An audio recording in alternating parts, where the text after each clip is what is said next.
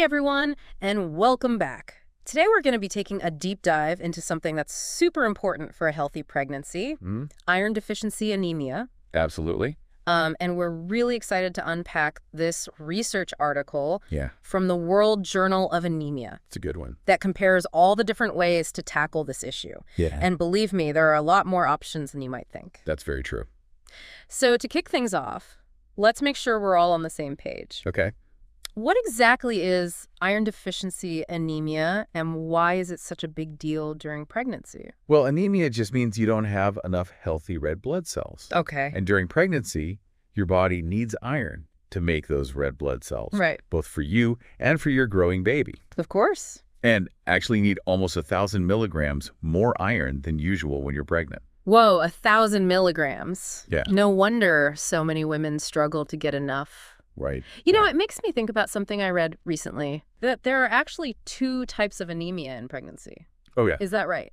You're exactly right. Okay. There's something called physiologic anemia, Okay. which is basically just your blood volume increasing naturally during pregnancy. Okay. It's not really anything to worry about. Okay. But then there's what we call pathologic anemia, Right. and that's the one we're focusing on today. Got it. That's when you actually have a true iron deficiency. So that's the one that needs attention. Exactly. Okay, so how do you know if you have that kind of anemia? Good question. The one that needs attention. It's all about your hemoglobin levels. Okay. That's basically just how much iron is packed into your red blood cells. Okay. And the World Health Organization says that anything under 11 grams per deciliter during pregnancy is considered anemic. Got it. So a simple blood test can tell you right where you stand. Easy enough. Yeah. Okay, so we've got the problem defined. Now let's move on to some solutions. So the article starts off with probably the most obvious one. Yeah. What you eat. Makes sense. What are some of the key takeaways there? Well, the article really emphasizes how important your diet is. Okay. You know, it's like building a house. Mm-hmm. You need the right materials. Right. And in this case, the material is iron. Iron. Interestingly, though, there's a difference between the iron you get from plants and the iron you get from animal sources. So like Popeye and his spinach Exactly. versus, juicy steak. There you go. Okay. Heme iron, which is the kind found in meat and liver, Okay. is absorbed way more easily by your body Okay. compared to non-heme iron from plants. So steak lovers rejoice. Huh, exactly. But what about vegetarians and vegans? Good question. Are we doomed to be iron deficient? Not at all. Okay. There are plenty of great plant-based sources of iron out there. Like what?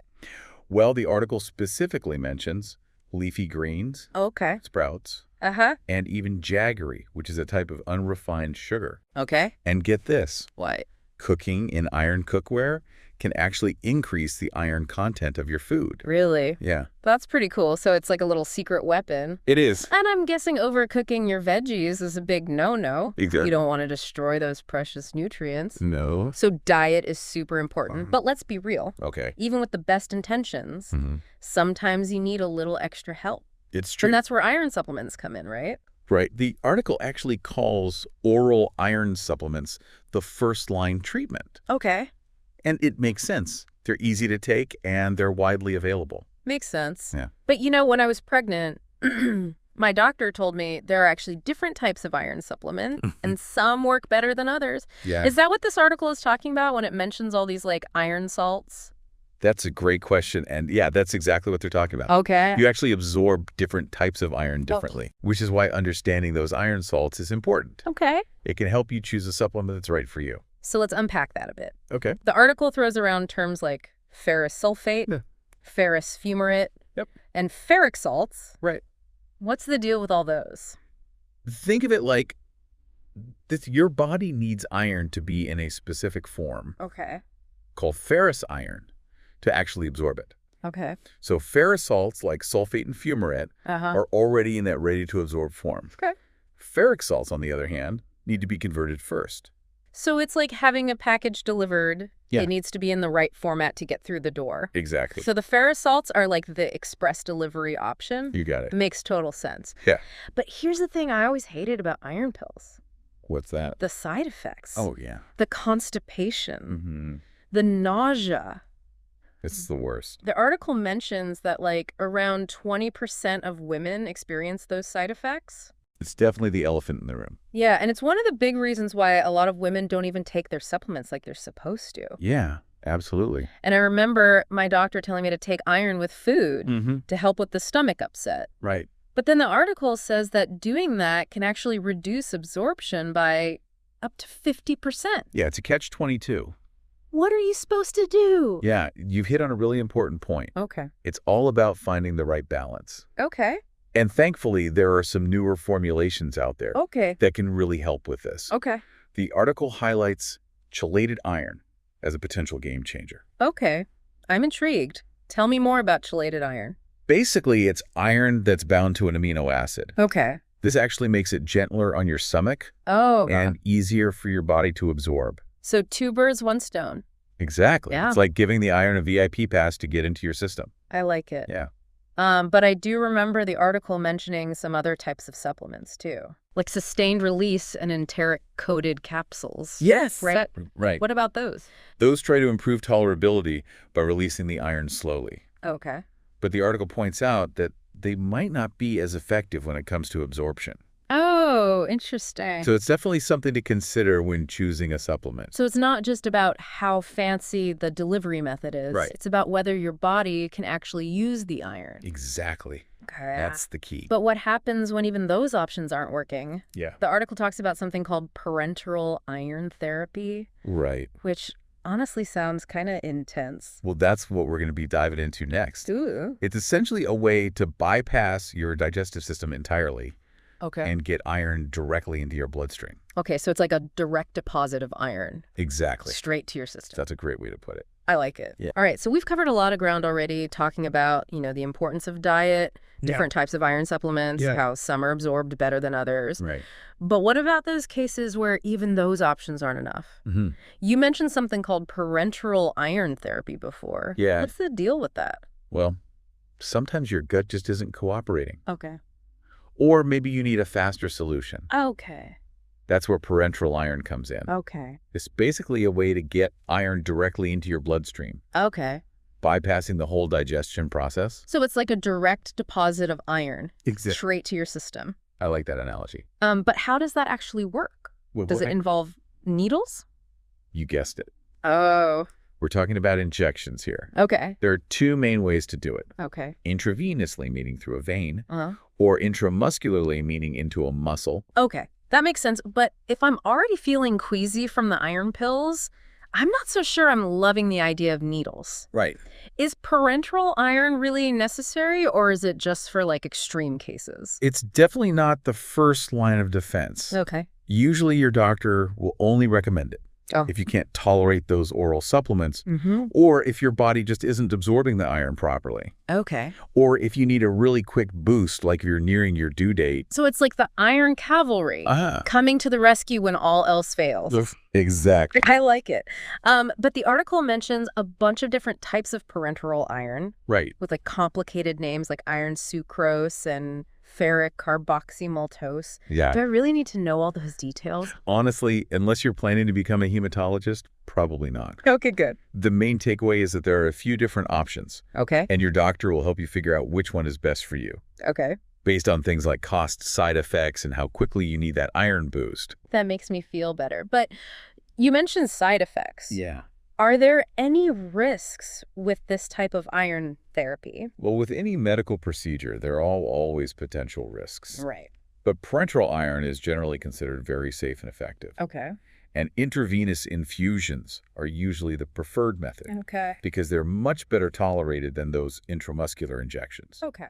which can sometimes cause pain or irritation at the injection site. Yeah, I can definitely see how a shot in the arm would be less appealing than a simple infusion. For sure. But the article also mentions that sometimes a test dose is necessary Yes. for those intramuscular injections. Why is that? It's just a precaution to rule out any allergic reactions. Okay. They'll give you a small dose first and monitor you for any adverse effects Okay. before administering the full dose. Okay. Safety first. Always. What about blood transfusions? Yeah. I know that used to be the go-to treatment for severe anemia. It did. Is that still a common practice? Thankfully, no. Okay. With all these other effective and safer options available, Right. blood transfusions are rarely needed these days Okay. for iron deficiency anemia. Okay. They're really only considered in extreme cases where the anemia is very severe, Mm. or if other treatments just haven't worked.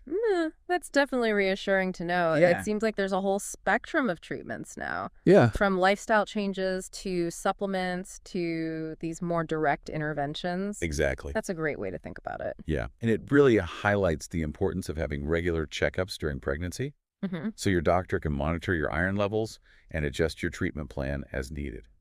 So what does this all mean for our listener? Yeah. What are the key things they should take away from this deep dive on iron deficiency anemia? Well, first and foremost, it just underscores the importance of iron Okay. for both the mother's health and the baby's development. Right. It's not just about feeling tired. Exactly. Iron deficiency can have some serious consequences. It's definitely not something to take lightly. Right. And secondly, I think it empowers the listener to have more informed conversations Okay. with their healthcare providers. Okay.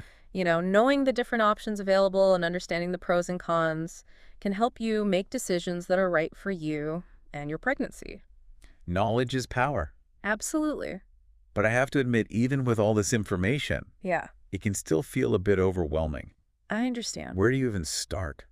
I think the best place to start is with open communication. Okay.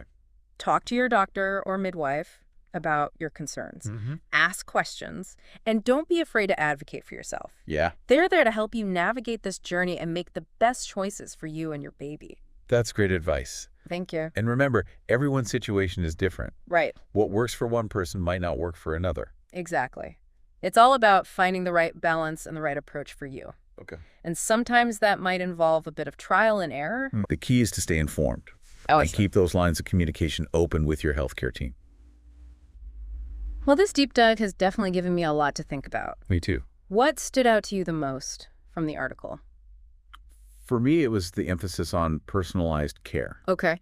There's no one-size-fits-all solution when it comes to managing iron deficiency anemia in pregnancy. Right. It's about finding the approach that best aligns with each person's unique circumstances Yeah. and health goals. Yeah, and that might even change throughout the pregnancy. Exactly. That's a great point. So before we wrap up, I want to leave our listener with a final thought-provoking question. Okay. Considering everything we've discussed about the different options and factors involved, what approach to managing iron levels during pregnancy resonates most with you? It's definitely something to think about. You know, maybe even jot down some notes and bring them with you to your next appointment. Absolutely. And don't be afraid to, really advocate for yourself and ask those questions. Right. Find out what works best for you. Well, this deep dive has been quite a journey It has. through the world of iron deficiency anemia during pregnancy. Yeah, for sure. But hopefully you're feeling more confident and knowledgeable about how to approach this important part of prenatal care. Absolutely. And remember, even though we've been digging deep into this one research article from the World Journal of Anemia, Right. knowledge is always evolving. It is. Who knows what exciting new discoveries or advancements are just around the corner Oh, yeah. when it comes to managing iron during pregnancy. That's true. We might see even more personalized approaches to iron supplementation. Yeah. Or perhaps some innovative delivery methods Right. that minimize those pesky side effects. Ooh, fingers crossed. Yeah, I like it. Well, it's exciting to think about all the possibilities. it is. So to all the expectant parents and knowledge enthusiasts out there, Yes. we encourage you to keep exploring this topic. Absolutely. Do your research, check out the latest guidelines, and most importantly, have those open and honest conversations with your healthcare providers. They're your best resource. They are. Yeah, Remember, knowledge is power, it really is. especially when it comes to your health and the health of your little one. Couldn't agree more. That's a wrap on another deep dive. Thanks for having me. Until next time, stay curious, stay informed, and keep those brains buzzing.